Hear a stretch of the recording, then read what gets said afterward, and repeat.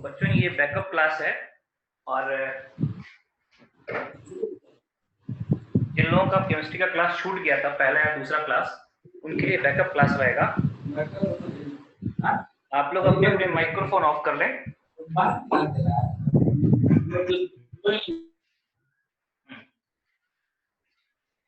देखिए, अब तक बैकअप क्लास में हमने जो भी पढ़ा है वो था मोल कॉन्सेप्ट का स्टार्टिंग। मोल का स्टार्टिंग कहाँ से होता है उसके बारे में बात कर रहे थे। पहला चैप्टर जो केमिस्ट्री में होता है वो होता है मोल कॉन्सेप्ट, स्टोइकियोमेट्री। ठीक है, अब मोल कॉन्सेप्ट या स्टोइकियोमेट्री जो पहला चैप्टर है, इसमें हर वो बेसिक बात होती है जिसकी आपको केमिस्ट्री में जरूरत पड़ने वाली है, स्पेशली फिजिकल केमिस्ट्री में। हर बेसिक बातें हम करेंगे आपसे। ठीक है, सो इसकी शुरुआत करते हैं। स्टोइकियोमेट्री चैप्टर होता है, हम लोग उसको बोलते हैं मोल कॉन्सेप्ट और स्टोइकियोमेट्री। कई बुक्स में इस चैप्टर को some basic concept of chemistry या बहुत अलग अलग नाम से दिया रहेगा, मतलब सब बेसिक एलिमेंट्री चीजें, तो इसके बिना आगे बढ़ ही नहीं सकते। मोल कॉन्सेप्ट बोलते भले एलिमेंट्री है, लेकिन हर बेसिक बात, हर छोटी बड़ी बात जो इसकी जरूरत आपको आगे पड़ेगी हम यहाँ करेंगे। ठीक है, तो आइए स्टार्ट करते हैं। आप लोग अपने अपने माइक्रोफोन को ऑफ रखेंगे।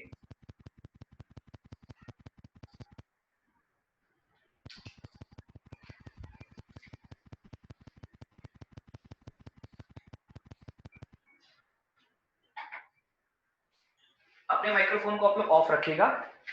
जब कभी कोई क्वेश्चन पूछना होता है उस समय आप माइक्रोफोन को वहां पे ऑन करिए, क्वेश्चन पूछिए, फिर ऑफ कर दीजिए। ठीक है, अभी ऑफ रखिए जब तक क्वेश्चन नहीं पूछना है। जब भी क्वेश्चन पूछना होगा तो आप उसको ऑन करेंगे और राइट। सर हाँ बोलिए। सर मोल कॉन्सेप्ट भी पढ़ेंगे क्या इस क्लास में? हाँ बेटा, ये चैप्टर जो है मोल कंसेप्ट या स्टोइकियोमेट्री ही है। इस चैप्टर का नाम जो है वो मोल कंसेप्ट या स्टोइकियोमेट्री है। ओके,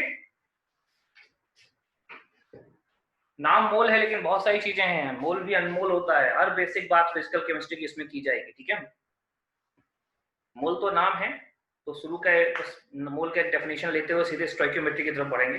ठीक है, तो आइए शुरुआत की जाए।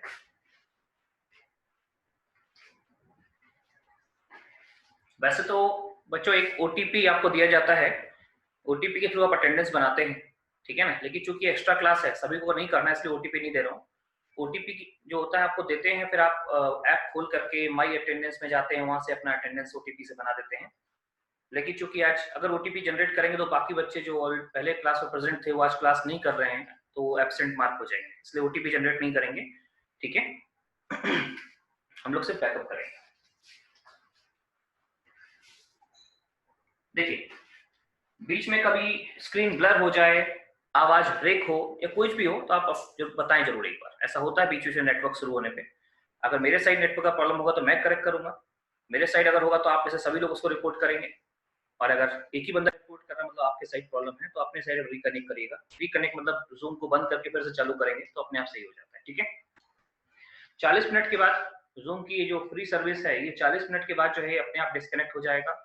40 मिनट के बाद फिर से आपको रिकनेक्ट करना होगा। हर 40 मिनट पे डिस्कनेक्ट होता है। ठीक है ना, उसी लिंक पे क्लिक करके हर 40 मिनट में आप कनेक्ट करिएगा। राइट, सबसे पहले बच्चों हमारे चैप्टर का नाम है स्टोइकियोमेट्री। स्टोइकियोमेट्री या मोल कॉन्सेप्ट, स्टोइकियोमेट्री या मोल कॉन्सेप्ट। ठीक है, बेसिक चैप्टर है स्टोइकियोमेट्री या मोल कॉन्सेप्ट का। ठीक है,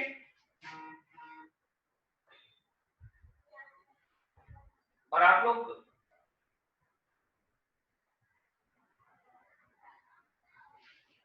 और इस चैप्टर हर वो बेसिक बात आपसे हम करते हैं जिसकी जरूरत आपको पड़ने वाली है। ठीक है, चलिए देखो बच्चों, सबसे पहली बात आती है, पहला पॉइंट हम आपसे 3 पॉइंट डिस्कस करेंगे। उसका पहला पॉइंट ये है कि मोल होता क्या है। तो बोलते हैं अपनी डेली लाइफ में जैसे हम किसी को गिनने के लिए, चीजों को गिनने के लिए दर्जन यूज करते हैं, 1 डजन 2 दर्जन, 3 होता है ना, 1 दर्जन 2 दर्जन 3 दर्जन। हमको पता है दर्जन मीन्स 12 होता है काउंटिंग के लिए। जिनको देख सकते हैं उनको हम काउंटिंग करते हैं डजन्स में। लेकिन जो बात आती है एटम या मॉलिक्यूल की, तो एटम और मॉलिक्यूल को हम देख नहीं सकते, अगर हमसे बोला जाए कि 1 दर्जन एटम, अरे 1 एटम नहीं दिख रहा है, 1 दर्जन एटम में नहीं दिखेंगे, तो एटम दर्जन में नहीं लिए जाएंगे, मॉलिक्यूल दर्जन में नहीं लिए जाएंगे। जो नहीं दिखता है उसको डजन्स में काउंट नहीं करते, उसको हम काउंट करते हैं मोल्स में। और मोल बिल्कुल डजन जैसा है, एक बड़ा नंबर जिसको हम बोलते हैं एवोगैड्रो नंबर। तो सबसे पहली बात यह है कि एक मोल एक बड़ा सा नंबर होता है, जो आप कई बार पढ़ चुके होंगे। जस्ट लेट अस पॉइंट से स्टार्ट कर रहे थे। 1 मोल इक्वल्स टू एक बड़ा सा नंबर होता है 6.0225 10 पावर 23। इतने पार्टिकल, ध्यान रखना पार्टिकल का मतलब होता है जो हमें दिखाई नहीं देते। कौन कौन? एटम, आयन या मॉलिक्यूल। ये इतना बड़ा नंबर है कि पूरी अर्थ की पॉपुलेशन देखकर उतनी नहीं होगी, बहुत बड़ा नंबर है, ठीक है। इसको अपन एवोगैड्रो नंबर बोलते हैं, एवोगैड्रो नंबर। और इसको हम एन ए या फिर एन नॉट से डिनोट करते हैं। कई बार खाली एन लिख देते हैं, खाली एन, एन नॉट या एन ए, कैसे भी लिखा जाए। अगर क्वेश्चन के दौरान ऐसा कुछ लिखा हुआ है तो वो एवोगैड्रो नंबर ही होगा। सबसे अच्छा रिप्रेजेंटेशन एन ए होता है, लेकिन कई बार एन ए ना लिख के एन नॉट या एन बी लिख सकता है, राइट। तो ये था पहला पॉइंट। इस पहले पॉइंट पे हमने एक सीपीपी बनाई है, सीपीपी नंबर 1 ऑलरेडी एप्लीकेशन में ऐप में मौजूद है। सीपीपी 1 ऑलरेडी ऐप में मौजूद है, जिस पूरी सीपीपी को सॉल्व करने में आपको एक कांसेप्ट लगने वाला है, मोल किट क्या होता है, ठीक है। खैर उसके कुछ और प्लस माइनस हैं, एक बार डिस्कस करते हैं। तो नोट नंबर 1 ये लिख लीजिए, इसके नोट नंबर 1।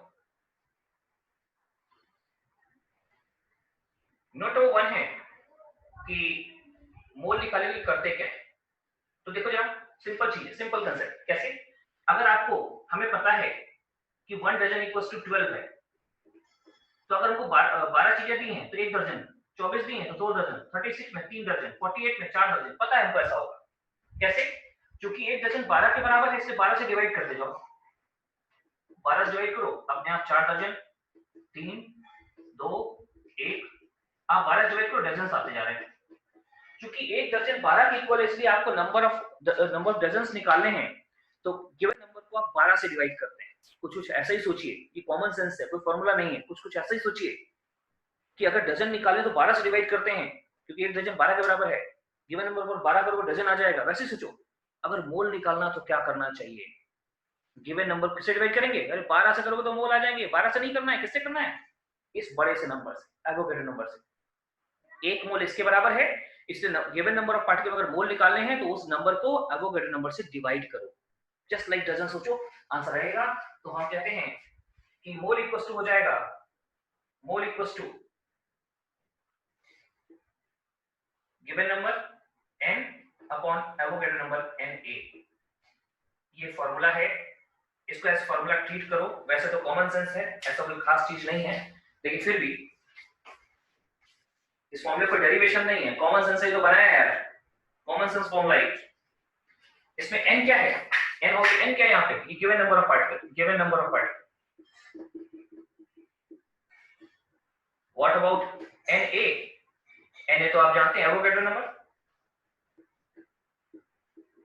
तो बड़ा आसान है, बेसिक क्वेश्चन नहीं बनेगा यार, कुछ क्वेश्चन नहीं है, टाइम पास है। कि मोल इक्वल्स टू गिवन नंबर पर एवोगैड्रो नंबर, डेफिनेशन बेस्ड आ जाएगा सीधे, राइट।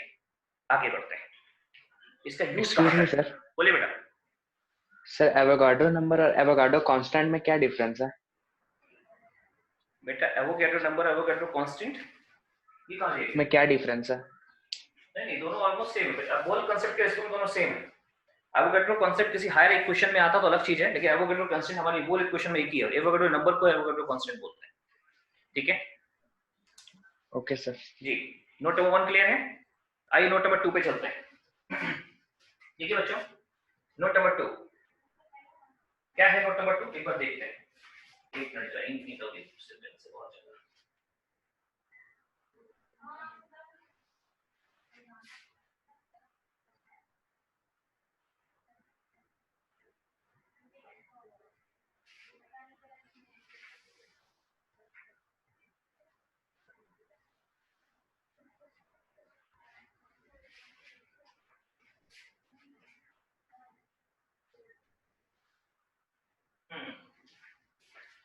तो देखो नोट नंबर 2 पे चलते हैं। नोट नंबर 2 होता है, देखो बच्चों, एक इसमें हम क्वेश्चन नहीं दे रहे हैं, क्योंकि जब भी नंबर ऑफ पार्टिकल पता हो, एटम का नंबर, आयनों का नंबर, मॉलिक्यूल का नंबर पता हो, पूछे मोल बताओ, तो सीधे उसको एवोगाड्रो नंबर से डिवाइड करो, डायरेक्ट मोल आ जाएंगे। ठीक है, देखो फिर नोट नंबर 2, नोट नंबर 2 में हम बात कर रहे हैं कि जो यूनिट चार्ज क्या होता है। यूनिट चार्ज देखो बच्चों, यूनिट चार्ज होता है चार्ज ऑन एनी इलेक्ट्रॉन और प्रोटॉन। इलेक्ट्रॉन और प्रोटॉन का जो चार्ज होता है उसे यूनिट चार्ज बोलते हैं, और इसकी वैल्यू होती है यूनिट चार्ज की E इक्वल्स टू 1.6 × 10⁻19 कूलम्स में, और यही वैल्यू 4.8 10⁻10 इलेक्ट्रोस्टैटिक यूनिट होती है, ESU। तो कूलम में चार्ज इतना होता है और इलेक्ट्रोस्टैटिक यूनिट पे चार्ज इतना होता है। जनरली कूलम्स में दिया होगा इलेक्ट्रॉन और प्रोटॉन का चार्ज, एक इलेक्ट्रॉन का चार्ज, एक प्रोटॉन का चार्ज कूलम में इतना, और इलेक्ट्रोस्टैटिक यूनिट पे इतना होता है, याद होना चाहिए। ओके, अब मेरा क्वेश्चन आ जाए। क्वेश्चन देखिए, फाइंड चार्ज ऑन, पहला 1, ऐसे लिखा है Mg+2, ऐसे लिखा है Mg+2। बेटा Mg+2 का मतलब हुआ कि +2 का चार्ज है, मैग्नीशियम पे +2 का चार्ज है। कितना चार्ज हुआ? +2, लेकिन +2 किसी आयन के ऊपर जो प्लस बना देते हैं एक्चुअली यूनिट होते हैं, 1 यूनिट और 2 यूनिट, तो टोटल 2 यूनिट का चार्ज है, +2 यूनिट का चार्ज, यूनिट। मैग्नीशियम पे 2 यूनिट का चार्ज है, हर यूनिट इसके बराबर होता है। तो अगर देखा जाए इस पे चार्ज निकाला 2 × 1.6 × 10⁻19, इतने कूलम का चार्ज ही होगा किस पे? मैग्नीशियम पे।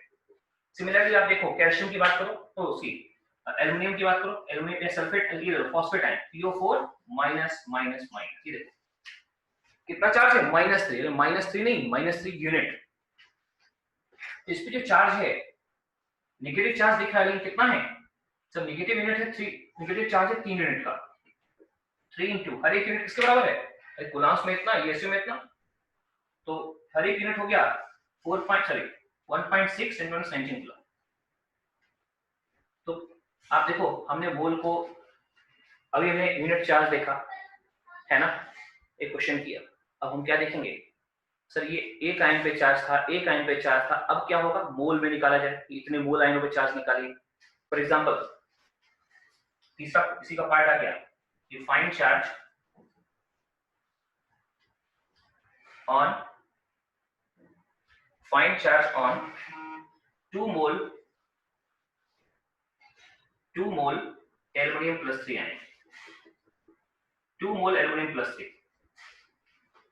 अब एल्युमिनियम के 3 मोल पे हमको चार्ज निकालना है, तो 2 मोल एल्युमिनियम +3 आयन। देखो बच्चों, अब ऐसा क्वेश्चन है तो हम क्या करेंगे? जब भी क्वेश्चन, अब हम अभी जितने क्वेश्चन करेंगे, जब भी क्वेश्चन आए आपको 2 स्टेप में सोचना है। कितने स्टेप में? 2 स्टेप। जब भी चार्ज का क्वेश्चन हो आपको 2 स्टेप में सोचना है। स्टेप 1 एक के बारे में, एक आयन के बारे में, एक एल्युमिनियम आयन के बारे में। Step 2 given sample. स्टेप 1 एक aluminium ion, step 2 given sample. तो आइए डिस्कस करते हैं, कुछ सॉल्व करते हैं। तो कोई भी क्वेश्चन ऐसा चार्ज का है तो 2 स्टेप में सोचना है। स्टेप 1 क्या? स्टेप 1 फॉर 1 एल्युमिनियम आयन,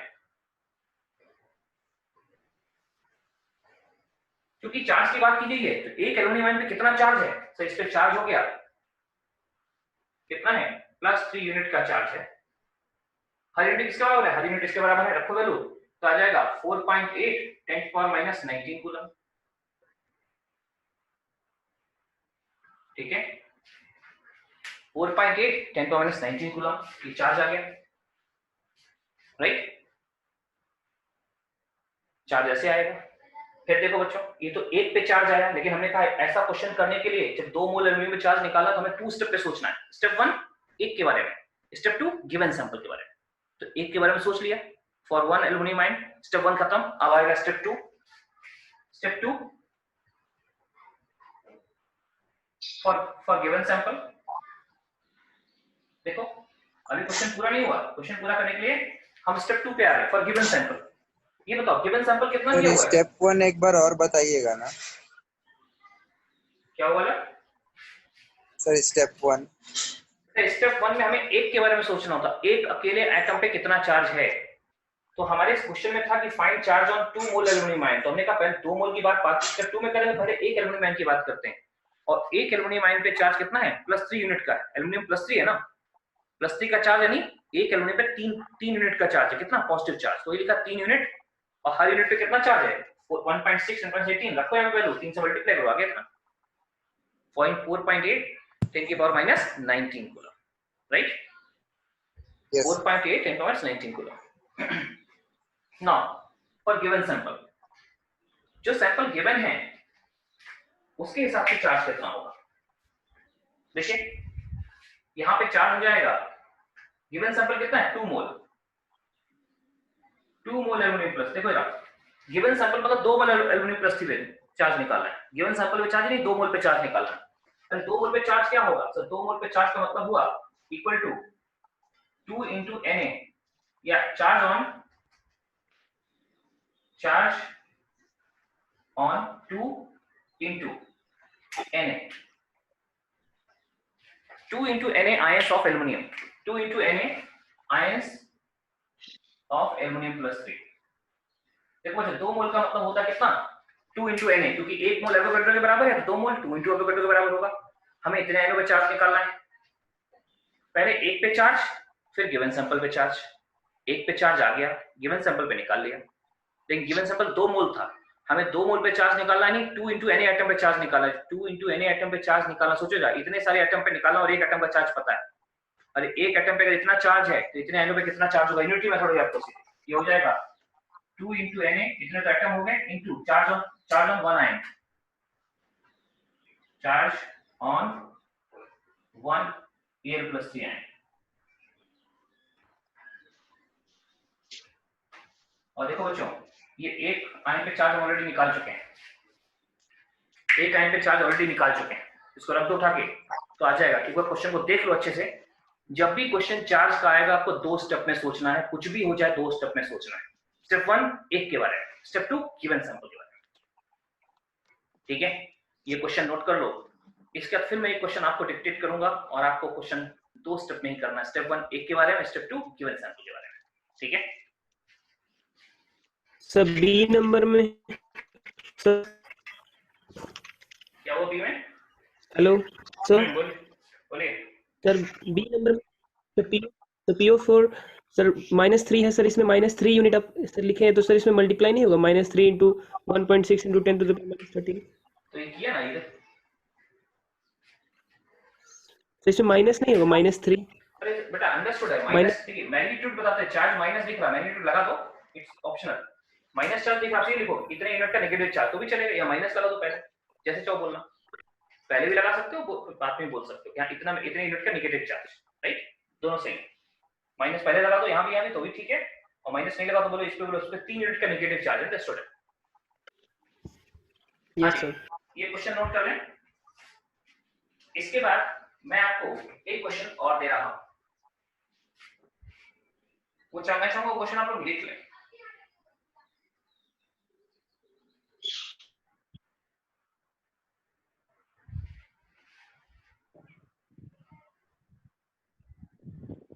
लिखे question, find out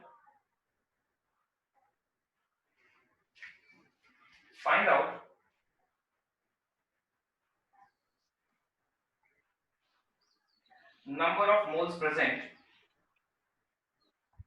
find out number of moles present in a sample, find out number of moles present in a sample of sulfate ion, in a sample of sulfate ion, -2 charge होता sulphate ion पे, in a sample of sulfate ion containing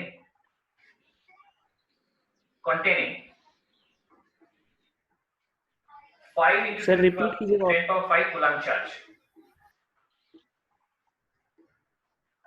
Find out number of moles present in a sample of sulfate ion.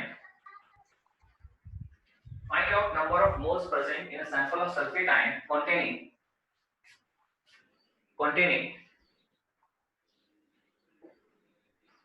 5 5 into 10 power 5 coulomb charge, 5 into 10 power 5 coulomb charge. ठीक है, जो लोग zoom नहीं पढ़ रहे, जो लोग जूम पहले नहीं यूज करते, ध्यान दीजिए, अगर ऐसा होगा कि मैं बार बार स्क्रीन पे आ रहा हूँ फिर कोई दूसरा आ जाता है, तो अपने स्क्रीन को राइट में स्क्रॉल करिए, जहां मेरा फोटो देखिए उसको डबल टैप कर दीजिए, वो पिन हो जाएगा, फिर वो चेंज नहीं होगा। ठीक है,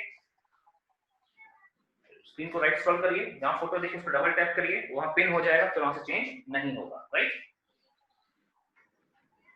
चलिए, तो जो क्वेश्चन आपको मैंने दिया है उसको दो स्टेप में सोचिए। पहले एक सल्फेट आयन के बारे में सोचिए, एक सल्फेट आयन का चार्ज कितना है, फिर गिवन सैंपल। हो गया काम? देखो जाओ, स्टेप 1,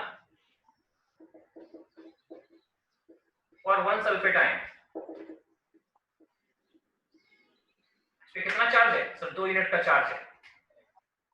देखो यहाँ भी क्वेश्चन में मैग्नीट्यूड दिया, तो हम मैग्नीट्यूड की बात करेंगे।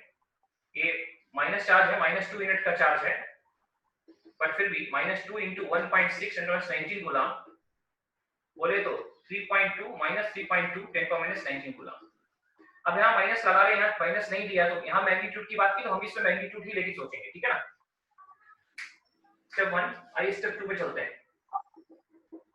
देखिए स्टेप 2, फॉर गिवन सैंपल, क्या सैंपल दिया है? 5 into 10 power 5 कूलम चार्ज।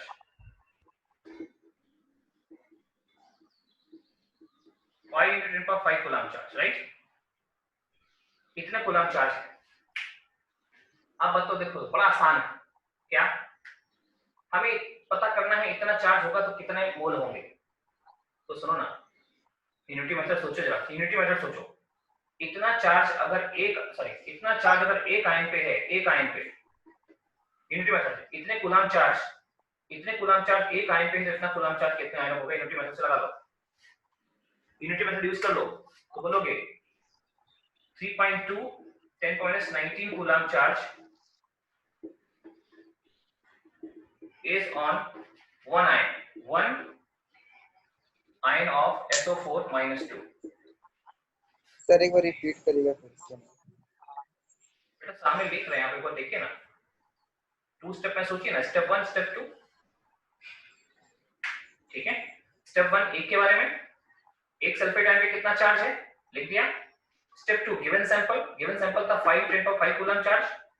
हमने क्या करना है, हमने ऐसे सोचना है कि सर स्टेप 1 एक के बारे में सोच लिया, स्टेप 2 अब इसके बारे में सोचना है। अब लिंक कैसे करेंगे? लिंक कैसे करिए कि 3.2 10 - 19 कूलम चार्ज एक आयन पे है। देखो यहाँ से देखो, इतना चार्ज एक आयन पे है, तो इतना चार्ज कितने आयनों पे होगा? बस यूनिटी मेथड लगाओ और वही कर रहे हैं, जो ये बताया उसी को नीचे लिख रहे हैं कि इतने कूलम चार्ज, अगर इतना कूलम चार्ज जो है ना इतने आयनों पे है, तो कितना कूलम है? 5 × 5 कूलम चार्ज कितने आयनों पे होगा? इतना कूलम, तो 1/3.2 10 - 19 और इंटू 5 × 10 power 5। देखो कितना कूलम आ गया, वैसे देखो मैंने क्वेश्चन फिर से लिखा है, हमसे कहा था कि बताइए 5 × 10 power 5 कूलम चार्ज कितने मोल सल्फेट आयन पे होगा। तो हमने कहा पहले एक सल्फेट आयन का चार्ज निकालो, एक सल्फेट आयन का चार्ज इतना आ गया, फिर गिवन सैंपल पे आ गए। अब गिवन सैंपल में क्या हुआ, वहां इतने गिवन सैंपल में था 5 × 10 power 5 कूलम, तो हमने ऐसे शुरू किया, इतना कूलम चार्ज एक आयन पे है, तो पूछा गया कूलम कितने आयनों पे होगा। इतना कूलम चार्ज एक आयन पे है, तो पूछा गया कूलम कितने आयनों पे होगा। नंबर ऑफ आयंस आ गए। देखिए नंबर ऑफ आयंस आ गए। एक बात ध्यान रखना, ये जो मोल का फॉर्मूला लिखा है इसको यूज करेंगे, n/Na, जस्ट अभी यूज करेंगे, इसको हटा दें, इसी में यूज करेंगे, क्योंकि हमसे नंबर नहीं पूछा गया। तो नंबर अगर हम निकाल चुके हैं, नंबर ऑफ आयन अगर आ चुका है, तो आया है 5, सॉल्व कर लें इसको, तो ऐसा आ जाएगा 5 / 3.2, तो आता है ये 1.5625 10⁻⁴ हो जाएगा। ये ऊपर जाएगा तो 19 ऊपर जाएगा, 19 + 5 कितना? 10⁻24 हो गया। देखो कितने आयन हो गए, कितने आयन हैं किसके? एल्युमिनियम के। एल्युमिनियम प्लस, बताओ बच्चों, नंबर ऑफ आयन पता होता है, नंबर ऑफ आयन है, तो हमको पता है अगर नंबर ऑफ आयन पता है तो मोल कैसे निकलेगा? अभी बताया फॉर्मूला, जस्ट अभी हटाया कि सर मोल इक्वल टू होता है गिवन नंबर पर एवोगाड्रो नंबर। हमसे क्वेश्चन में आयन पूछता तो हमारा आंसर ये होता, आयन नहीं पूछा, मोल पूछा है, कोई बात नहीं, नंबर ऑफ आयन आगे हैं तो n अपॉन Na करो, मोल में कन्वर्ट हो जाएगा, इस फॉर्मूले का उपयोग करो, मोल अपने आप निकल आएंगे। देखो ऐसे 1.5 625 10 पावर 24 डिवाइड बाय 6.0225 10 पावर 23, यहाँ कैंसिल होगा तो 10 बचेगा, तो 15.625 अपॉन 6.0225, ये लगभग 2.5 के आसपास आता है, नहीं 2.5 मोल, इतने मोल आ गए। जो हमसे क्वेश्चन में पूछा था एल्युमिनियम आयन के कितने मोल होंगे वो आ गया। एक बार पूरा क्वेश्चन देख लीजिए, समझ लीजिए, डिस्कस कर लिया। जब भी क्वेश्चन दिया, मैंने ये जो क्वेश्चन समझाया था, जैसे ये किया था, युक्ति वाला क्वेश्चन किया था यहाँ पे, वैसे ही वाला क्वेश्चन है 2 स्टेप में। मतलब अब चार्ज का क्वेश्चन जब भी आएगा आपको 2 स्टेप में सोचना है। स्टेप 1 एक के बारे में, स्टेप 2 गिवन सैंपल के बारे में। स्टेप 1 एक के बारे में, स्टेप 2 गिवन सैंपल के बारे में, ठीक है ना? सर मैंने किया, एक इधर किया था, एक उधर किया, ठीक है? अच्छा, अब चार्ज का क्वेश्चन हो गया। नोट नंबर 2 में चार्ज के बारे में बात की, चार्ज का क्वेश्चन कैसे करेंगे। चलिए नोट नंबर 3 पे चलते हैं। आप लोग अपना माइक्रोफोन क्वेश्चन पूछने के बाद ऑफ कर दिया करिए,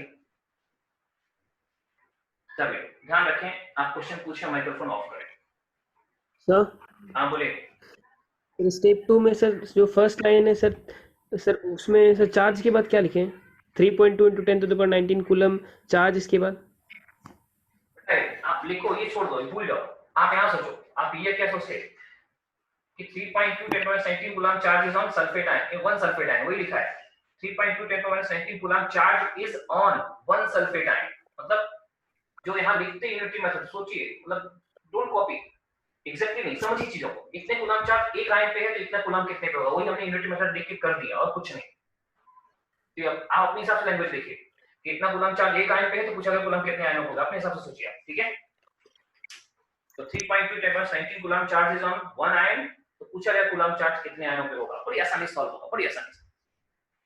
चलिए एक क्वेश्चन और दे रहे हैं आपको। हाँ,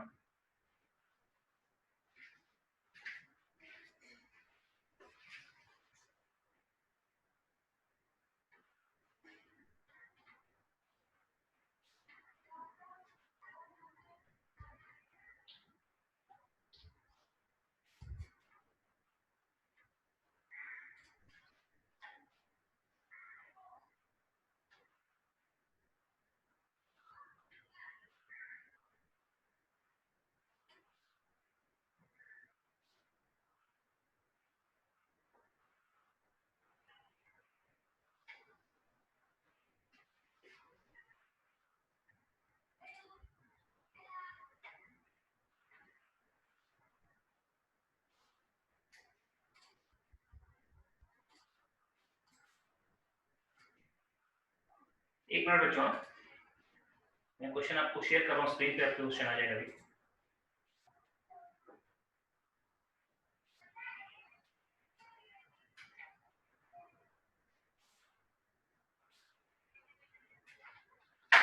चलिए आपकी स्क्रीन पे जो क्वेश्चन आ रहा है उसको सॉल्व करना है, ठीक है?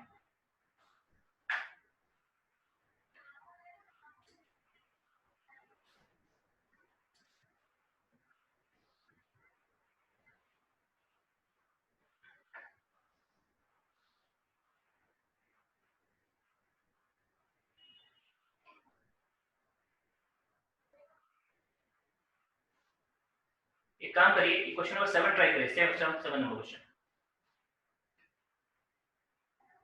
7 नंबर क्वेश्चन आपकी स्क्रीन पे है ना?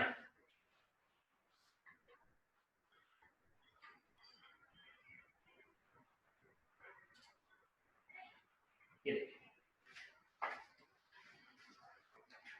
how many moles of chromium plus 3 ion will be present in a sample containing 8 × 10⁻7 coulomb charge. बिल्कुल ऐसे ही सोचिए, कॉपी में करिए, तो ऐसे ही करिए।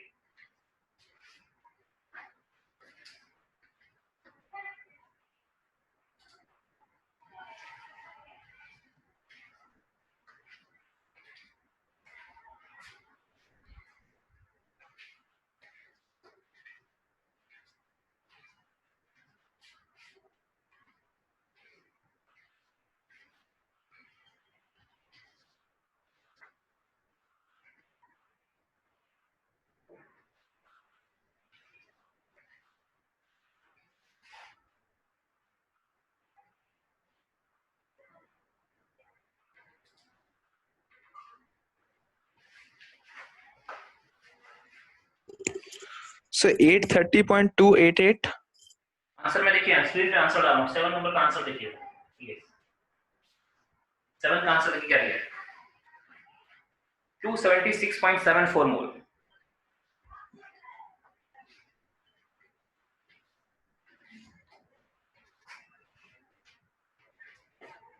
आंसर देख लिया क्वेश्चन का, ये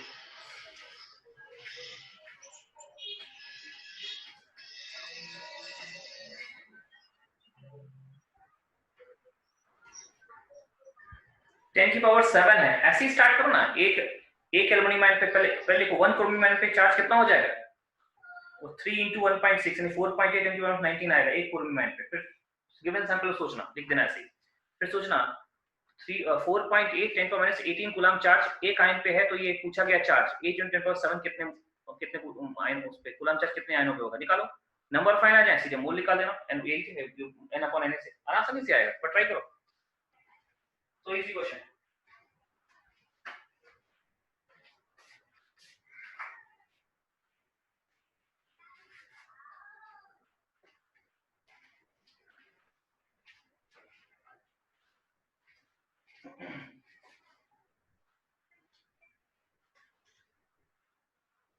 सर आंसर फिर से दिखाइए करना।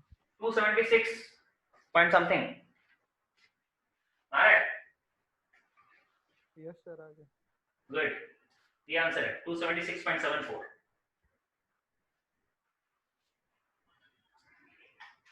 ओके बच्चों, तो ये सीपीपी आपको, मैं सीपीपी 1 सॉल्व कर रहा हूं, ये है सीपी 1 आपको ऑलरेडी ऐप में मौजूद है, थोड़ा ऊपर स्क्रॉल करेंगे तो सीपी 1, सीपी 2, 3, सीपी 4, 5 सब आपको मिल जाएंगे वहां पे, ठीक है। ये क्वेश्चन नंबर 7 सीपी 1 से। चलिए एक छोटी बात करते हैं बच्चों, नोट नंबर 3, ऐसे क्वेश्चन कर लो जिनका क्वेश्चन नहीं होगा, ऐसे फिर से लिख के देखें। स्टेप 1 एक क्रोमियम आयन, स्टेप 2 पूछा कैसा आयन 8 × 7। अच्छा बच्चों, ये 5-6 मिनट बाद डिस्कनेक्ट हो जाएगा, डिस्कनेक्ट होता है तो आप वापस फिर से उसी में कनेक्ट कर लीजिएगा, ठीक है। आइए नोट नंबर 3 पे आइए। नोट नंबर 3 में हम लिख रहे हैं कि weight of 1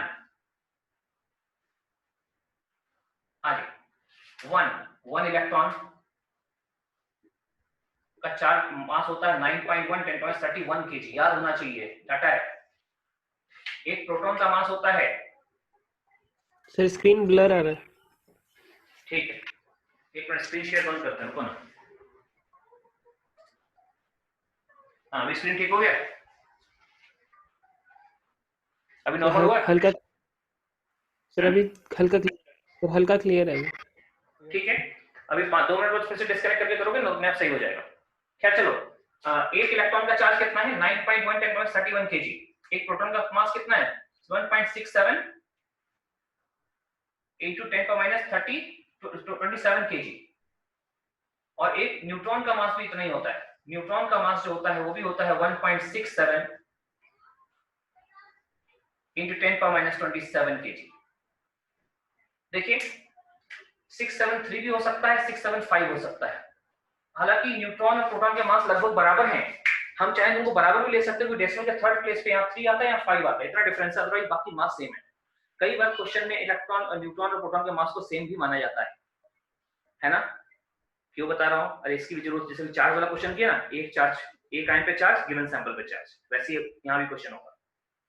electron proton neutron का मास जो है उसके मास पे क्वेश्चन बनता है, इलेक्ट्रॉन प्रोटॉन न्यूट्रॉन के मास पे क्वेश्चन बनता है, राइट।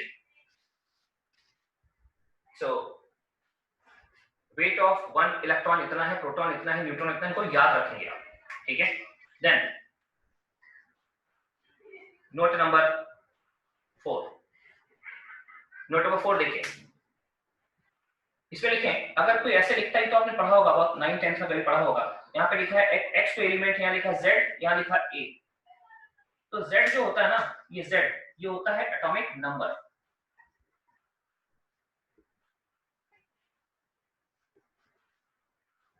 और जितना एटॉमिक नंबर होता है ये नंबर ऑफ प्रोटॉन के बराबर, number of proton, atomic number जितना होगा उतने ही प्रोटॉन होते हैं इसमें, ठीक है ना। और अगर न्यूट्रल है तो it should be equal to number of electron also. लेकिन नंबर ऑफ इलेक्ट्रॉन कब होगा, ध्यान रखना, यहाँ पे कंडीशन है for neutral atom, for neutral atom. हाँ, तो ये जो एटॉमिक नंबर होता है नंबर ऑफ प्रोटॉन के बराबर होता है। लेकिन ये देखिए, ये भी आपने पढ़ा होगा, ये जो ए है इसको एटॉमिक मास बोलते हैं, एटॉमिक मास। ए क्या है, ए है एटॉमिक मास। एटॉमिक मास किसके बराबर होता है, ये एटॉमिक मास होता है, this is equal to number of proton plus neutron, number of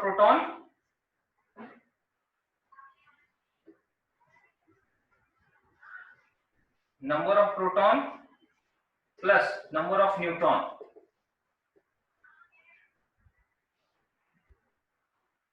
excuse me sir, बोलिए बेटा। सर वो एटॉमिक नंबर होता है या मास नंबर होता है? एक ही बात होती है। ए? एटॉमिक, देखो एटॉमिक अच्छा। नंबर बोले मास नंबर बोले, लास्ट में वर्ड क्या आना चाहिए, नंबर आना चाहिए। नंबर है एटॉमिक नंबर, मास नंबर एक ही बात। ठीक है सर। और एटॉमिक मास या एटॉमिक वेट एक ही बात। एटॉमिक मास बोले एटॉमिक वेट बोले एक ही बात। ये नंबर ऑफ प्रोटॉन और नंबर ऑफ न्यूट्रॉन का सम होता है। और ध्यान रखना, ये प्रोटॉन और न्यूट्रॉन दोनों न्यूक्लियस पे रहते हैं ना, इसलिए इन दोनों के सम को एक और नाम देते हैं, क्या, नंबर ऑफ न्यूक्लियॉन। दोनों का सम बोला जाता है this is equal to number of nucleon. जैसे इंडिया में इंडियंस, वैसे सर स्क्रीन ब्लर आ रहा है। एक minute, number of nucleon. Sir screen blur आ रहा है। सुनिए बेटा सुनिए, बस मैं डिस्कनेक्ट करके कनेक्ट कर रहा हूं, सही हो जाएगा, ठीक है, एक मिनट डिस्कनेक्ट कर रहा हूं, आप लोग भी डिस्कनेक्ट करिए, फिर कनेक्ट करिए, ठीक है।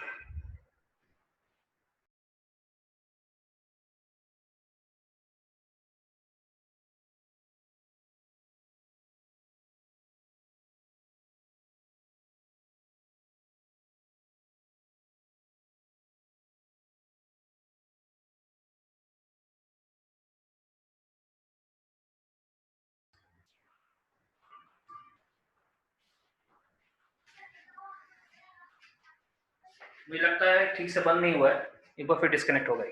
खैर, अभी स्क्रीन जो सही हो गया, सभी को स्क्रीन दिख रहा साफ?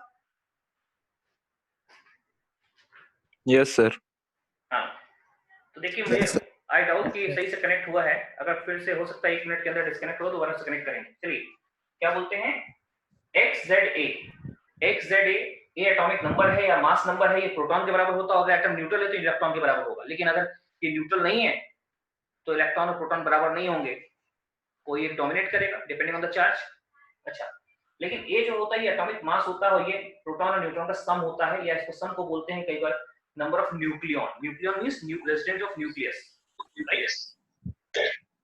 तो ये नोट करें एक बार, इसमें पहला पॉइंट लिखा वेट ऑफ इलेक्ट्रॉन का वेट, प्रोटॉन का वेट, न्यूट्रॉन का वेट, फिर एटॉमिक नंबर, एटॉमिक मास। देखो इन दोनों से जुड़े जो क्वेश्चन होंगे ना, उनको भी 2 स्टेप में सोचना है। स्टेप 1 एक के बारे में, स्टेप 2 गिवन सैंपल। स्टेप 1 एक, स्टेप 2 गिवन सैंपल, ठीक है, ओके। फिलहाल मैं एक नोट नंबर 5 और लिखाना चाहूंगा आपको बच्चों। इसको नोट करने जो लोगों को सर्कुलर दिख रहा था, एक बार नोट करें। फिर हम नोट नंबर 5 दिखाना चाहेंगे आपको।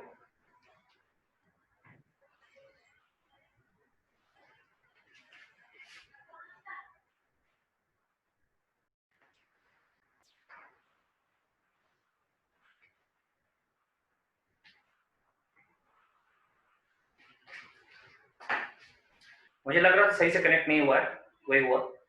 खैर,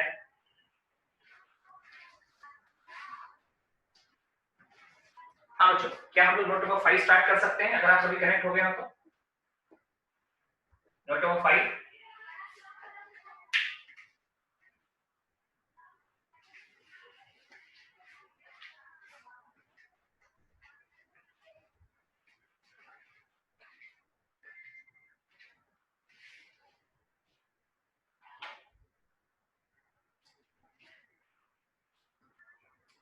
हाँ बच्चों लिखिए नोट नंबर 5।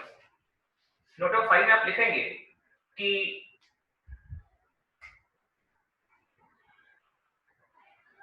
हम छोटे छोटे डेफिनेशंस लिखेंगे। पहला नंबर होता है आइसोटोप। क्या होते हैं आइसोटोप? मुझे लगता है आप सब जानते होंगे। Same atomic number but different atomic mass, same atomic number but different atomic mass. लिख लीजिए, same atomic number but different atomic mass, right. जैसे एग्जांपल 1, प्रोटियम, ड्यूटेरियम और ट्रिटियम। ऐसे बहुत से एग्जांपल हैं जिसमें atomic number same, atomic mass different होगा, they are known as isotopes.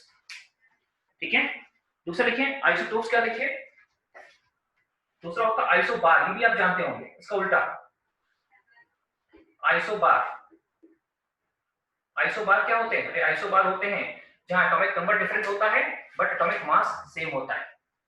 तो different atomic number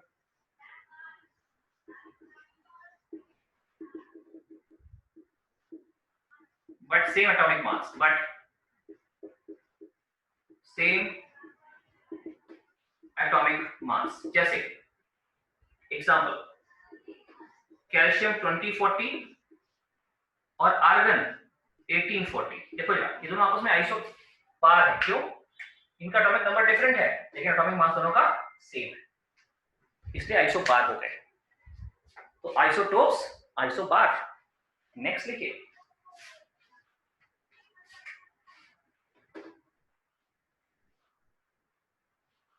isotones, isotone, TONE। Isotones को हम आइसोन्यूट्रॉनिक भी बोलते हैं, आइसोन्यूट्रॉनिक। देखो बच्चों, इसका मतलब क्या हुआ? आइसो मींस सेम और न्यूट्रॉनिक मींस न्यूट्रॉन, जिनमें न्यूट्रॉन सेम हो, आइसोन्यूट्रॉनिक। तो आइसोन्यूट्रॉनिक हो गया same number of neutron, contains same number of neutron. जैसे एग्जांपल देखो, सोडियम 1123 और मैग्नीशियम 1224। देखो बच्चों, यहाँ पे न्यूट्रॉन निकालोगे, इसमें न्यूट्रॉन आ गए 23 - 11, यहाँ न्यूट्रॉन निकालो, यहाँ न्यूट्रॉन निकालो, आप देखोगे दोनों में न्यूट्रॉन बराबर आ रहे होंगे, है ना। इसमें न्यूट्रॉन कितने आ रहे हैं? इसमें न्यूट्रॉन आ जाएंगे 23 - 11 कितने आ गए? 12। यहाँ न्यूट्रॉन कितने आ गए? ये हो गए 24 - 12, कितने हो गए? 12। तो न्यूट्रॉन बराबर हैं। अगर न्यूट्रॉन सेम आ जाते तो हमको आइसोन्यूट्रॉनिक बोलते हैं। आइसोटोन्स या आइसोन्यूट्रॉनिक एक ही वर्ड है, आइसोटोन्स बोलिए, आइसोन्यूट्रॉनिक बोलिए। तो आइसोटोप, आइसोबार, आइसोटोन। ठीक है, चौथा पॉइंट आएगा आइसो इलेक्ट्रॉनिक। आइसो इलेक्ट्रॉनिक की डेफिनेशन फिर दोबारा नहीं है, इसलिए यहीं एक बार डिस्कस करते चले तो अच्छा रहेगा। तो डी आता है आइसो इलेक्ट्रॉनिक। देखो बच्चों, नाम से ही क्लियर, जिनमें इलेक्ट्रॉन सेम हो, same number of electron, same number of electron. देखो जैसे example sodium, sorry neon, neon में 10 इलेक्ट्रॉन होते हैं, Na+ में भी 10 इलेक्ट्रॉन होते हैं, Mg+2 में भी 10 इलेक्ट्रॉन होते हैं, F- में 10 इलेक्ट्रॉन होते हैं, O- में 10 इलेक्ट्रॉन होते हैं। ऑल दीज आर, सबके अंदर कितने इलेक्ट्रॉन है? 10 इलेक्ट्रॉन। 10 इलेक्ट्रॉन सब में है, तो सबके सब आइसो इलेक्ट्रॉनिक हो गए। आइसो इलेक्ट्रॉनिक वो सब्सटेंस होते हैं जिनमें इलेक्ट्रॉन बराबर होते हैं, आइसो इलेक्ट्रॉनिक वो सब्सटेंस में इलेक्ट्रॉन बराबर होते हैं, इलेक्ट्रॉन बराबर आइसो इलेक्ट्रॉनिक, राइट। तो आइसो इलेक्ट्रॉनिक क्या होता है? जिनमें इलेक्ट्रॉन बराबर। हाँ जी बोलिए। सर इसमें हम लोग इलेक्ट्रॉन्स कैसे खोजेंगे, किसमें कितना इलेक्ट्रॉन्स है? अच्छा रुकिए,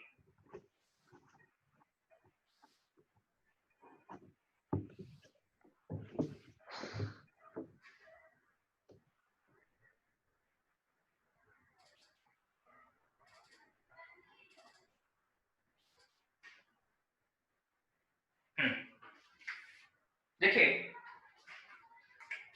एग्जांपल 1, सर इसी में देखते हैं। नियॉन, नियॉन होता है 10, इसका एटॉमिक नंबर 10 है, तो ऑब्वियसली इसमें इलेक्ट्रॉन कितने हो गए? कोई चार्ज नहीं है तो इलेक्ट्रॉन, देखिए इसमें प्रोटॉन 10 हो गए और कोई चार्ज नहीं तो इलेक्ट्रॉन भी कितने होंगे 10।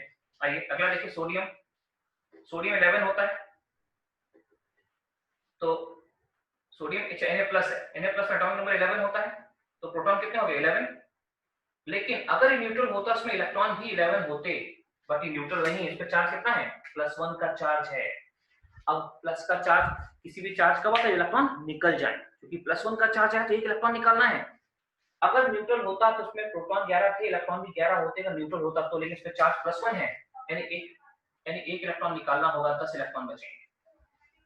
सिमिलरली Mg+2 पे आ जाइए, कितना एटॉमिक नंबर 12 होता है, +2 है। देखो बच्चों इसमें प्रोटॉन कितने हैं 12, इलेक्ट्रॉन भी 12 होते अगर ये न्यूट्रल होता तो, लेकिन न्यूट्रल नहीं है, इसमें +2 का चार्ज है तो 12 में से 2 इलेक्ट्रॉन निकालने पड़े होंगे तब प्लस चार्ज आएगा, तो 2 इलेक्ट्रॉन निकाल दो तो 10 इलेक्ट्रॉन बचेंगे। ठीक है। फ्लोरीन, फ्लोरीन होता है 9, इसमें प्रोटॉन कितने हैं 9। सर इलेक्ट्रॉन भी 9 होते अगर न्यूट्रल होता तो, लेकिन इसमें -1 का चार्ज है, इलेक्ट्रॉन से बढ़ गए, नेगेटिव चार्ज है, इलेक्ट्रॉन बढ़ गए, 1 का चार्ज से 1 इलेक्ट्रॉन जोड़ दो कितने इलेक्ट्रॉन हो गए 10 इलेक्ट्रॉन। ऐसे आप वो माइनस माइनस में निकालो वहां भी 10 इलेक्ट्रॉन आएंगे। ठीक है, इस प्रकार से इलेक्ट्रॉन प्रोटॉन न्यूट्रॉन हम निकाल सकते हैं। सर स्क्रीन ब्लर आ रहा है। स्क्रीन ब्लर आ रहा है, अरे अभी से ब्लर आ रहा है, ब्लर करता हूं अभी। ठीक है सर परफेक्ट है सर। No sir. अगर तो परफेक्ट है। तो बेटा एक काम करो, जिनको ब्लर आ रहा है एक सर बार ठीक है सर। नहीं, जिनको ब्लर आ रहा है एक बार रीस्टार्ट करो। अगर सबको ब्लर आ रहा है तो वो मेरे को बताइए, मैं रीस्टार्ट करूंगा। अगर किसी एक को ब्लर आ रहा है तो एक बार अपने नहीं, ठीक है सर, परफेक्ट है। अच्छा ठीक है, फिर एक बार जिनको ब्लर आ रहा है वो एक बार अपना स्क्रीन देखें, एक बार वहां पे रीस्टार्ट करें। ठीक है, आप ऐप को रीस्टार्ट करो, 1 मिनट लगता है, 1 मिनट में कनेक्ट हो जाता है। हालांकि मैं फोटो खींच रहा हूँ और बोर्ड वर्क का फोटो मैं आपको ग्रुप में भेज दूंगा। ठीक है, तो समझो अगर आपको उसका छूट गया है तो आप वहां से भी नोट कर सकते हैं, बट कोशिश करिए ना छूटे।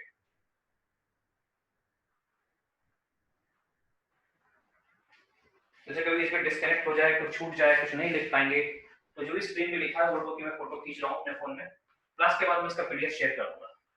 हाँ बच्चों, आइसोटोप, आइसोबार, आइसोटोन और आइसोइलेक्ट्रॉनिक, क्लियर? ये 4 पॉइंट हो गए। अब 5वां पॉइंट इसी में आएगा।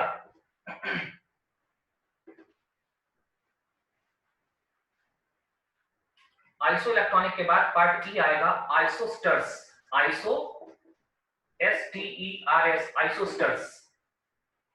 आइसोस्टर्स क्या होते हैं? अरे ये भी आइसोइलेक्ट्रॉनिक जैसे हैं, आइसोस्टर्स भी आइसोइलेक्ट्रॉनिक जैसे होते हैं।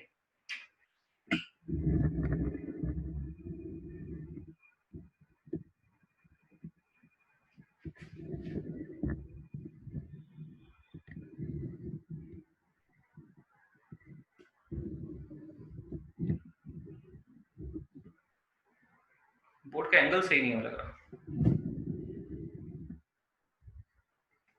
नहीं सर ठीक है। चलो सर ठीक है, आप लोग बोलते तुम्हारा।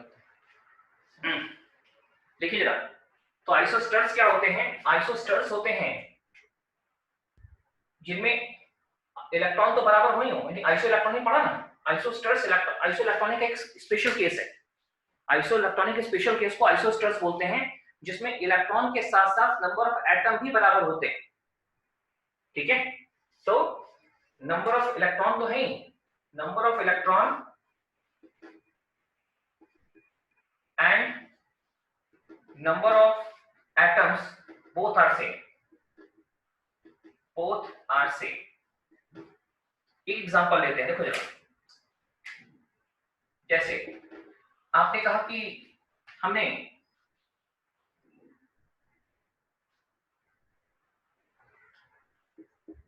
H2O लिया और नियॉन लिया। अच्छा, नियॉन में कितने इलेक्ट्रॉन है? नियॉन एटॉमिक नंबर 10 होता है ना, इसमें 10 इलेक्ट्रॉन। H2 में कितने इलेक्ट्रॉन है? सर H2 में देखिए ना, हाइड्रोजन में 1 इलेक्ट्रॉन होता है, तो हाइड्रोजन 2 हाइड्रोजन है, दोनों में 1 इलेक्ट्रॉन, और ऑक्सीजन में 8 होते हैं तो 8 इलेक्ट्रॉन। ध्यान दीजिए, ऑक्सीजन में 8 इलेक्ट्रॉन है तो ऑक्सीजन के इलेक्ट्रॉन 8 ले लिए, और हाइड्रोजन के एक हाइड्रोजन में 1 इलेक्ट्रॉन होता है तो 2 हाइड्रोजन 2 इलेक्ट्रॉन है, अभी 10 इलेक्ट्रॉन हो गए।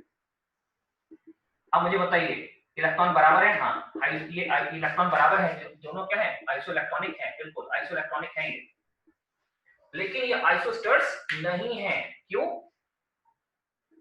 आइसोस्टर्स नहीं है? रीजन क्या है सर? इनमें इलेक्ट्रॉन तो बराबर हैं, लेकिन यहाँ पे H2O पानी में एटम कितने हैं? 3 एटम, 2 हाइड्रोजन 1 ऑक्सीजन, और यहाँ पे एक ही एटम, नियोन में अकेला एटम है, यहाँ 3 एटम, तो नंबर ऑफ एटम बराबर नहीं, खाली इलेक्ट्रॉन बराबर। तो खाली इलेक्ट्रॉन बराबर इसलिए आइसो इलेक्ट्रॉनिक तो है, लेकिन आइसोस्टर्स नहीं है। आइसोस्टर होने के लिए क्या होना चाहिए? आइसोस्टर होने के लिए इलेक्ट्रॉन के साथ साथ नंबर ऑफ एटम भी बराबर होने चाहिए। यहाँ पे 3 एटम, यहाँ पे 1 एटम, तो ये आइसोस्टर्स नहीं है, ओनली आइसो इलेक्ट्रॉनिक। लेकिन दूसरा एग्जांपल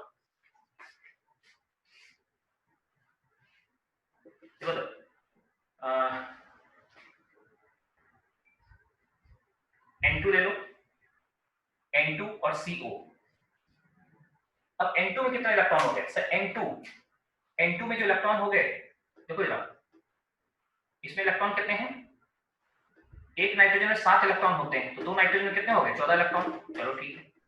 CO में इलेक्ट्रॉन कितने हो गए सर? कार्बन के इलेक्ट्रॉन 6 और इसके ऑक्सीजन के 8, कितने हो गए? 14। तो आइसो इलेक्ट्रॉनिक तो हो गए। चलिए एटम देखिए, यहाँ एक मॉलिक्यूल में कितने एटम है? 2 एटम। यहाँ एक मॉलिक्यूल में कितने? 2 एटम। तो मुझे बताइए, तो यहाँ पे इन दोनों में इलेक्ट्रॉन भी बराबर है और नंबर ऑफ एटम भी बराबर है, तो ये आइसो इलेक्ट्रॉनिक तो थे ही, आइसोस्टर्स भी हो गए। आइसो इलेक्ट्रॉनिक तो है ही, लेकिन आइसोस्टर्स भी हो गए। क्लियर? तो आप क्या समझे? आइसो इलेक्ट्रॉनिक के साथ साथ आपको आइसोस्टर्स भी समझना पड़ेगा। आइसोस्टर्स क्या होते हैं? तो आइसोस्टर्स में ऐसा बोलते हैं, आइसोस्टर्स जो होते हैं आइसो इलेक्ट्रॉनिक एक स्पेशल केस है, जिसमें नंबर ऑफ इलेक्ट्रॉन के साथ साथ नंबर ऑफ एटम भी बराबर होते हैं। और आखिरी केस जिसके अंदर हम क्वेश्चंस पे आ जाएंगे, आखिरी केस जो होगा पार्ट F होगा, और पार्ट F में हम बात करेंगे isodiaphers. Isodiaphers, isodiaphers. देखो बच्चों, आइसो डायफर्स क्या होते हैं? इसमें same number of, same value of n minus a, n minus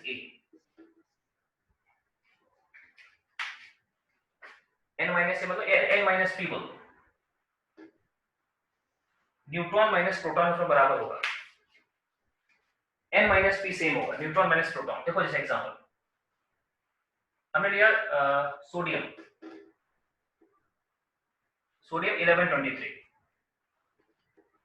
देखो बच्चों, सोडियम इलेक्ट्रॉन कितने हैं? इलेक्ट्रॉन 11, प्रोटॉन 11, न्यूट्रॉन कितने हो गए? 12। ओके, अब ले लो एल्युमिनियम 1327, इलेक्ट्रॉन कितने हो गए? 13, प्रोटॉन कितने हो गए? 13, और न्यूट्रॉन कितने हो गए? 14। देखो बच्चों, ना तो इनमें इलेक्ट्रॉन बराबर है ना इनमें प्रोटॉन बराबर है, लेकिन हाँ न्यूट्रॉन माइनस प्रोटॉन का डिफरेंस देखो, n माइनस p। यहाँ पे न्यूट्रॉन माइनस प्रोटॉन निकालो, 1 आ रहा होगा, n माइनस p सेम है। देखिए इसमें n माइनस p निकालिए, कितना आ गया? 1। इसमें n माइनस p निकालिए, ये भी 1 आ गया। क्योंकि n माइनस 1 सेम है दोनों में, तो दे आर आइसोडाइफर्स। ये दोनों आपस में आइसोडाइफर्स होते हैं, right? n minus p same होने पर उनको आइसोडाइफर्स बोलते हैं, आइसोडाइफर्स, राइट? क्या होता है आइसोडाइफर्स? क्लियर हो गया सबको? अगर आइसोडाइफर्स क्लियर है, इसको नोट कर लें। फिर हम लोग बात करेंगे कुछ क्वेश्चंस की। ध्यान रखना बच्चों, जितने भी क्वेश्चन होंगे आपको 2 स्टेप में सोचने हैं। स्टेप 1 एक के बारे में, स्टेप 2 गिवन सम, एक और गिवन सम, ठीक है?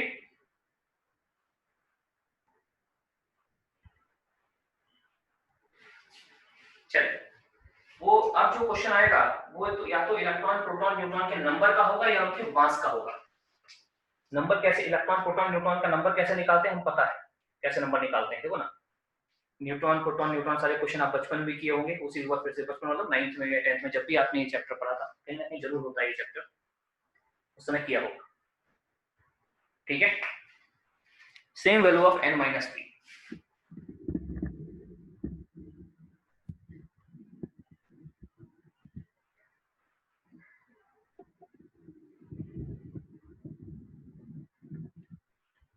चलो बच्चों, अब एक काम करते हैं, मैं कुछ क्वेश्चंस दे रहा हूं, वो क्वेश्चन मैं स्क्रीन शेयर करूंगा, क्वेश्चन नंबर बताऊंगा और आपको क्वेश्चन सॉल्व करना है।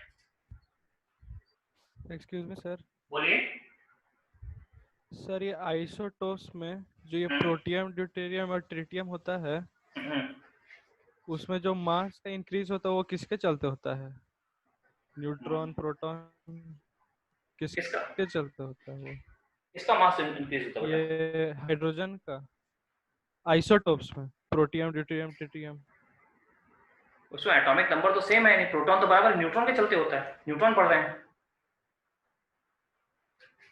एक प्रोटियम से ड्यूटेरियम जाने में एक न्यूट्रॉन बढ़ गया, ड्यूटेरियम से ट्रिटियम जाने में एक और न्यूट्रॉन बढ़ गया, तो न्यूट्रॉन चेंज हो रहे हैं, मास में चेंज बिकॉज ऑफ न्यूट्रॉन होता है, प्रोटॉन सेम है दोनों सबके।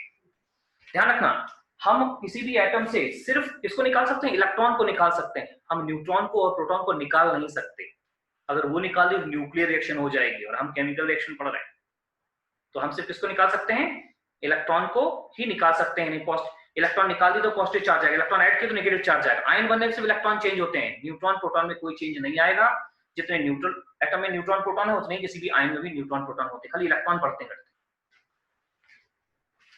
ओके, मैं शेयर कर रहा हूं स्क्रीन, देखिए।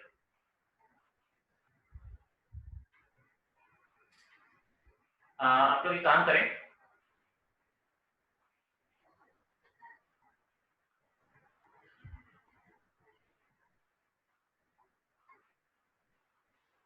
पहले क्वेश्चन नंबर 8 करिए, 9 करिए, 8 9 फटाफट करिए, 8 9।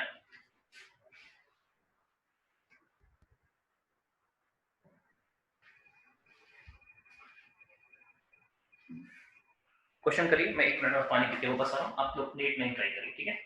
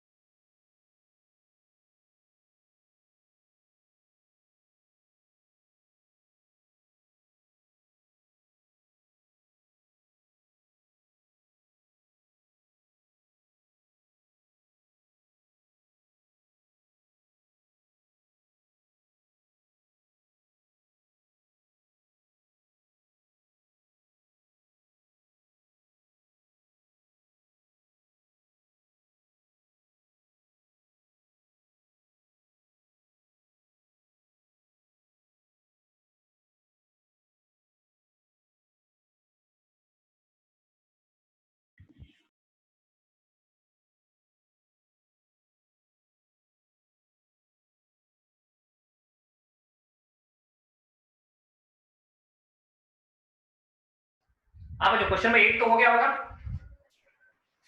8 में करना क्या है? मास ऑफ 1 मोल प्रोटॉन निकालना ना। 1 के बारे में सोचो, 1 के बारे में, सिंपल सिंपल। तो अगर आप कर पाए तो बहुत अच्छा है, कोई प्रॉब्लम है तो 1 के बारे में सोचो। Step 1 for 1 proton. देखो बच्चों, 1 प्रोटॉन का मास मैं लिखा चुका हूं आपको, कितना मास होता है इसका? मास अभी लिखाया था 1.673 10 to -27 kg, ये अभी लिखा है थोड़ी देर पहले नोट में। अब आइए फॉर गिवन सैंपल, स्टेप 2।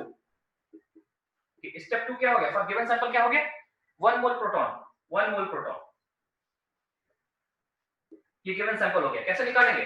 सब 1 मोल प्रोटॉन होता है, 1 मोल प्रोटॉन का मतलब हुआ कितने प्रोटॉन? Na proton. हमें Na प्रोटॉन पे चार्ज निकालना है। Na प्रोटॉन पे चार्ज कैसे आएगा? Na into charge of 1 proton, ऊपर निकाल चुके हैं, ये चार्ज ऑफ 1 प्रोटॉन। ये सॉल्व कर लो, इसकी उल्टा क्या आंसर दो, ओके का। तो पहला क्वेश्चन हो गया 8 नंबर। एक लाइन का क्वेश्चन है, एक लाइन का। अगर आप समझ गए कंसेप्ट तो एक लाइन में होगा। फिर आइए क्वेश्चन नंबर 8 पे चलते हैं, तो 9 पे।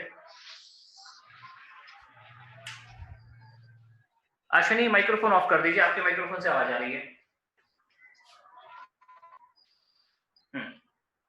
तो फाइंड आउट, अच्छा ये हो गया क्वेश्चन नंबर कौन सा 8। 9 पे देखो, 9 में ऐसे करना है, कैसे? How many electrons will be present in 2 kg। तो एक काम करो ना, फिर से वही दो कहानी, 2 स्टेप में सोचो। स्टेप 1 क्या है? स्टेप 1 हो गया for one proton 1 electron. Sir electron question है, इलेक्ट्रॉन ले, एक इलेक्ट्रॉन पे कितना मास होता है तो आपको पता होगा 9.1 10.31 kg। मैंने आज ही दिखाया अभी नोट्स में, थोड़ी देर पहले। अच्छा, आई step 2 given sample. Given sample क्या हो गया 2 kg इलेक्ट्रॉन। तो देखो बच्चों, सिंपल क्वेश्चन, एक लाइन का क्वेश्चन है, कितना kg जो है वो एक इलेक्ट्रॉन का मास है, तो 2 kg कितने इलेक्ट्रॉन का मास होगा? नंबर इलेक्ट्रॉन सीधे आ रहा है। यूनिटी मेथड लगाओ। यूनिटी मेथड क्या लगाओगे?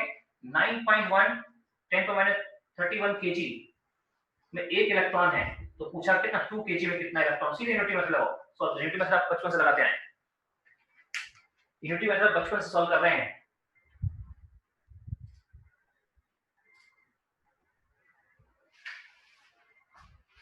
ठीक है ना? तो फॉर 1 प्रोटॉन पहला क्वेश्चन देखा था, यहां भी वही है। स्टेप 1 एक इलेक्ट्रॉन का बारे में लिखा, फिर 2 kg में आ गए गिवन सैंपल। तो एक इलेक्ट्रॉन का मास इतना है तो 2 kg में कितना होगा? कैसे शुरू करेंगे? इतना kg में एक इलेक्ट्रॉन, तो 2 kg में कितना इलेक्ट्रॉन? Unity method, simple. ठीक है ना? फिर एक क्वेश्चन हम और बताया, इसको फाइल करिए। 2 क्वेश्चन और हैं, ये तो इलेक्ट्रॉन प्रोटॉन न्यूट्रॉन के मास का क्वेश्चन था। अभी नंबर पे क्वेश्चन है, नंबर पे क्वेश्चन है। कौन सा है देखते हैं, शेयर स्क्रीन पे फिर आते हैं वापस।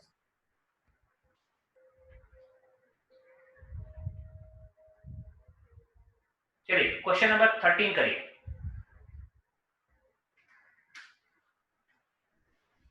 13 and 14, 13 number question and 14 number question.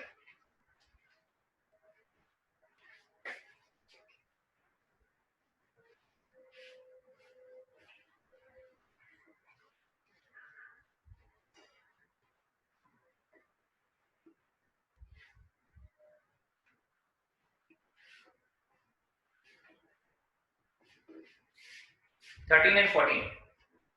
13 बोला है, अब ये मास का क्वेश्चन है, नंबर का क्वेश्चन है। Find out number of atoms present in a sample of gold which contains 2.5 into 10⁻25 neutron. हमें नंबर ऑफ एटम निकालना है। कोई बात नहीं बच्चों, पहले यहाँ भी 2 स्टेप पे सोचो, एक के बारे में फिर गिवन सैंपल के बारे में। पहले एक के बारे में, स्टेप 1 एक के बारे में, स्टेप 2 गिवन सैंपल के बारे में। एक क्या है? For 1 gold atom, for 1 gold atom, जो कि क्वेश्चन गोल्ड होता है क्या 79 197। कितने हो गए इसमें इलेक्ट्रॉन, न्यूट्रॉन कितने हो गए? ये 197 माइनस 79 कितने हो गए? 118 न्यूट्रॉन हो गए, है ना?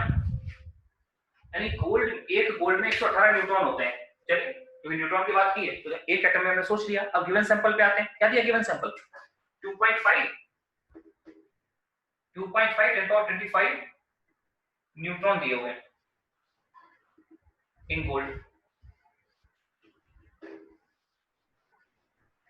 अब क्या करोगे? तो देखो सिंपली यहीं से शुरुआत करो, यहां से 118 न्यूट्रॉन एक एटम में मौजूद है। ये 118 न्यूट्रॉन एक एटम में मौजूद है। तो बच्चों इतने सारे न्यूट्रॉन कितने एटम में मौजूद होंगे? तो 2.5 10⁻25 न्यूट्रॉन जो होंगे वो 1/118 इंटू 2.5 10⁻25 इतने एटम में मौजूद होंगे। यही तो पूछा है, यही तो पूछा है।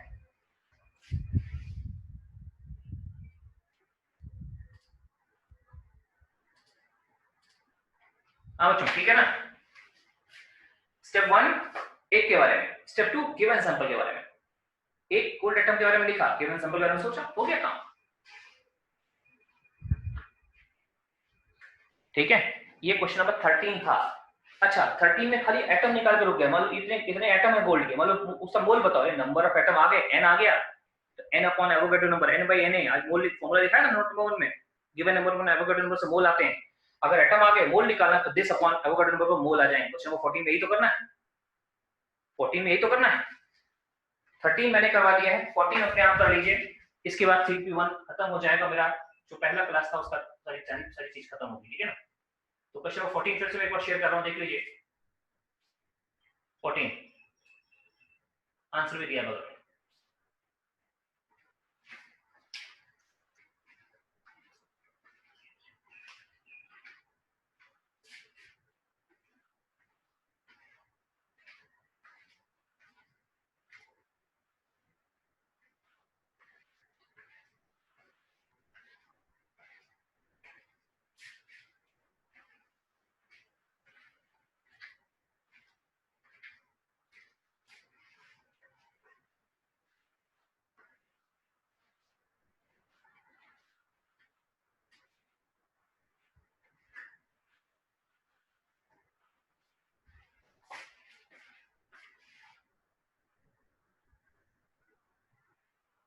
हम्म, 14 सॉल्व कर लीजिए।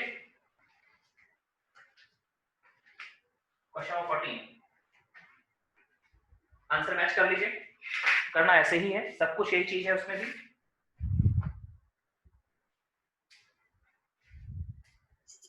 So 10.2. हाँ 10.2 बगल में आंसर दिया है, देखो ना 14 के बगल में वो आंसर शीट भी खुली हुई बगल में, 10.218 मोल, ठीक है ना।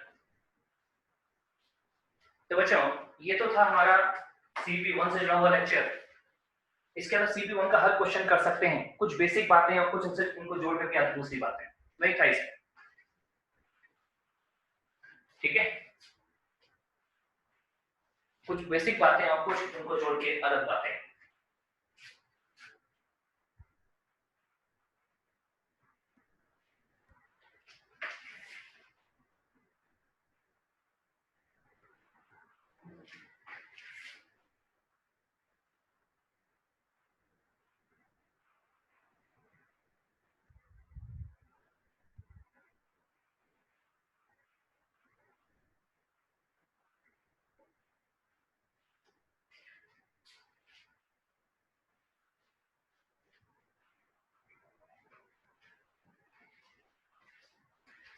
चलिए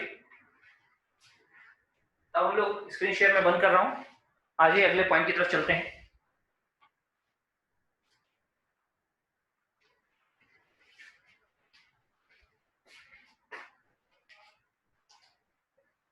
तो CP1 में क्या समझा, इलेक्ट्रॉन, प्रोटॉन, न्यूट्रॉन के नंबर, उनके मास या फिर चार्ज का जुड़ा हुआ कोई क्वेश्चन आ जाए, वहां 2 स्टेप में सोचना है।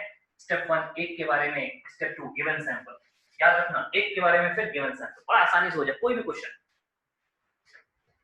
चलिए इसके लिए छोटी सी बात बच्चों और करते हैं, दूसरा पॉइंट, आज वही पॉइंट डिस्कस करेंगे। तीसरे पॉइंट के लिए हम आपको अलग से टाइम देंगे, मतलब जिन्होंने 3rd क्लास की थी उनको जरूरत नहीं पड़ेगी, जिन्होंने एक भी क्लास नहीं की है उनको जरूरत पड़ेगी, ठीक है।